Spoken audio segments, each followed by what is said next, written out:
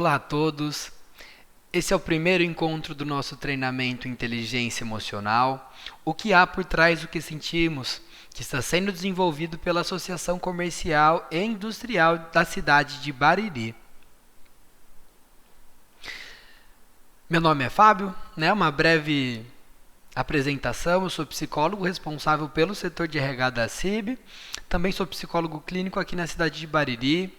Tenho formação de terapia cognitivo-comportamental e em terapias baseadas em mindfulness e estou me especializando em terapia cognitivo-comportamental. Muito prazer! A pauta desse treinamento envolve alguns aspectos que serão trabalhados ao longo dos 6 episódios. Nós falaremos sobre a conceituação da saúde mental, o que são emoções e inteligência emocional, pensamentos e emoções, a relação íntima que eles têm. Nós vamos conhecer mais a fundo a ansiedade, a raiva e a tristeza e também vamos conversar sobre habilidades e competências sociais. No vídeo de hoje, a gente vai falar por que o assunto é importante. Nós vamos definir saúde e saúde mental e vamos fazer reflexões sobre o ambiente de trabalho e as emoções. Então, por que falar sobre emoções? A OECD é uma organização importante mundial. Ela traz que as doenças mentais são responsáveis por uma redução significativa do potencial de oferta de trabalho.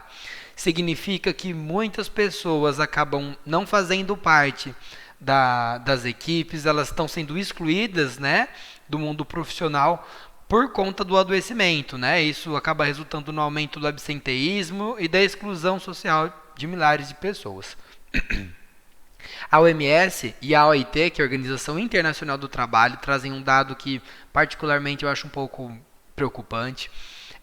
Mais de 30% dos trabalhadores dos países industrializados sofrem algum tipo de transtorno mental. 30% é muita coisa. E a gente está falando de um número relacionado a transtornos mentais e que foram catalogados. Quantas pessoas será que podem ter algum transtorno que não estão nessa estatística? E mais, quantas pessoas não necessariamente têm um transtorno, mas sofrem de alguma maneira com suas emoções dentro do ambiente de trabalho? Então, seguindo essa linha de raciocínio, não é necessário que haja um diagnóstico para me impedir de buscar por desenvolvimento de inteligência emocional. O nosso foco seria em busca de qualidade de vida. Eu não preciso estar doente para melhorar a minha vida. Sobre a definição de inteligência, principalmente para nós aqui do Ocidente, nós falamos de inteligência e já relacionamos ao QI. Que é aquela ideia que eu vou nascer desse jeito, é uma coisa imutável, não dá para mudar, e que determina se eu sou ou não inteligente. Então, se eu nascer inteligente, ótimo, se eu não nascer, ferrou. O conceito de inteligência emocional é diferente, porque ele significa, o conceito de inteligência emocional remete à habilidade para gerenciar emoções e impulsos. E a gente não necessariamente nasce sabendo fazer isso. A gente tem que aprender, a gente tem que ser exposto a uma série de situações, e a pessoa que é inteligente emocionalmente, ela pode entregar muitas vezes resultados melhores do que um gênio que não tem inteligência emocional. Antes, de mais nada, emoções não são um problema. Todas elas, inclusive as desagradáveis, elas possuem uma função muito importante para a nossa vida. E aí eu separei 2 frases bacanas para vocês. A primeira é do Daniel Goleman. Ele traz que o problema não está na emocionalidade, mas na adequação da emoção e sua manifestação.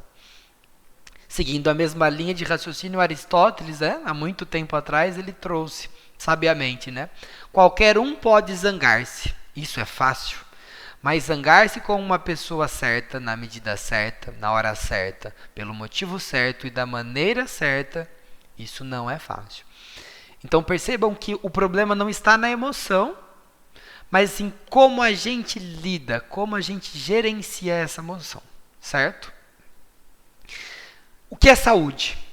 Para a OMS, a Organização Mundial da Saúde, eles trazem que saúde é um estado de completo bem-estar físico, mental e social, e não somente a ausência de afecções e enfermidades. Isso quer dizer que, mais uma vez, eu não preciso necessariamente ter um diagnóstico para ter um problema de saúde mental. né? Então, quantas pessoas não necessariamente não têm um transtorno de ansiedade, mas não conseguem dormir de jeito nenhum, e isso acaba acabando com a qualidade de vida no dia seguinte, né? Quantas pessoas não conseguem se envolver em relações sociais porque têm medo de sofrer algum tipo de consequência negativa? Então, eu não necessariamente preciso ter um diagnóstico para que eu não tenha saúde mental. E fica a reflexão. Será que você aí que está assistindo esse vídeo, você tem saúde mental? Como você se enxerga em relação a isso? E, para além disso, você percebe se a sua saúde mental ela afeta ou é afetada pelo ambiente de trabalho que você está hoje? Ou que você já esteve em algum momento da vida? Falando sobre as emoções, é importante a gente ter a clareza de que saúde mental e emoções têm uma relação íntima, muito próxima. E uma das coisas que acontecem, né, inevitavelmente, é que a gente diferencia entre emoções positivas e negativas. Particularmente, eu acho essa diferenciação um pouco problemática, porque dá a entender que as emoções negativas são um problema. E as emoções não são um problema. Elas podem ser desagradáveis, mas elas não são um problema, porque elas têm uma função muito nobre para a nossa vida, sobrevivência e adaptação. Então, apesar de a gente instintivamente evitar, a gente não gosta de sofrer. Isso não é só com você, nem comigo. O ser humano não gosta de sofrer. De uma forma automática, a gente tenta evitar qualquer tipo de sofrimento. Porém, de uma forma totalmente falha, porque o sofrimento ele é inerente à vida. Então, já que ele vai estar aí de qualquer jeito, a gente pode encontrar nele oportunidades para aprender. Nós vamos aprofundar um pouquinho mais isso com o decorrer do treinamento, certo? Então, mais uma vez, o problema não está na emoção em si, mas na intensidade, na frequência e em como eu lido com ela. Daí surge a necessidade de desenvolver inteligência emocional. Então, não é, por exemplo, a tristeza que é o problema, mas se a tristeza é muito intensa e ela é muito frequente, isso vai atrapalhar minha vida. Às vezes a tristeza nem é tão frequente, mas quando ela parece intensa, eu não sei lidar com ela. Então, isso também pode gerar um problema. Aí temos um exemplo aqui, uma pessoa foi demitida do emprego, que trabalhou por 10 anos.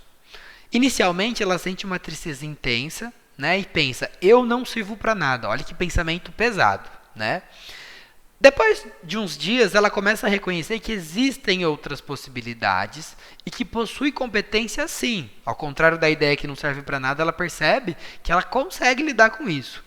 Quando ela percebe que não é o fim do mundo e que ela pode, de alguma forma, compensar ou resolver esse problema, ela tem motivação e começa a desenvolver currículos e encaminhar para as empresas.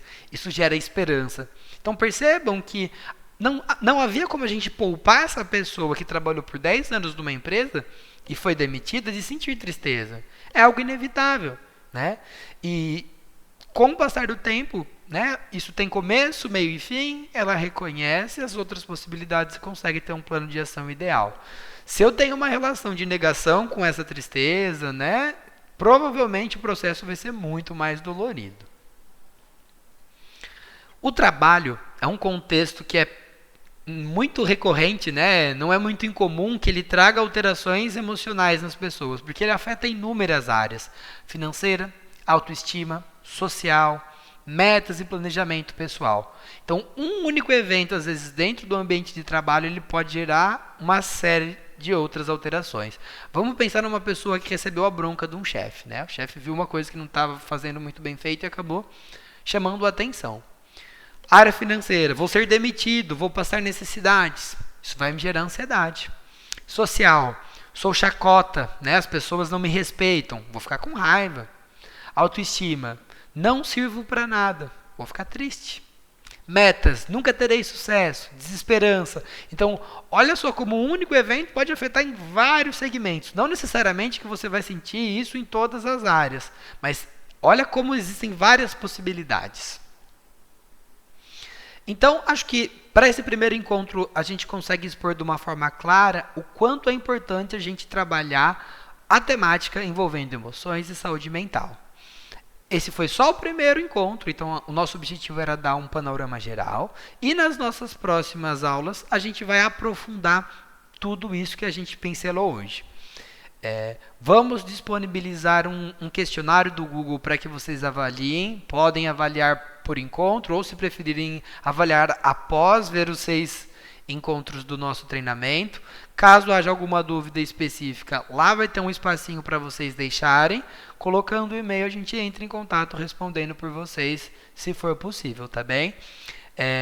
Eu espero que vocês tenham gostado, que eu tenha explicado de uma forma clara o que eu me propus a trazer. E eu espero que você, né, acompanhe a sequência dos nossos vídeos. Te vejo no próximo, então. Até mais.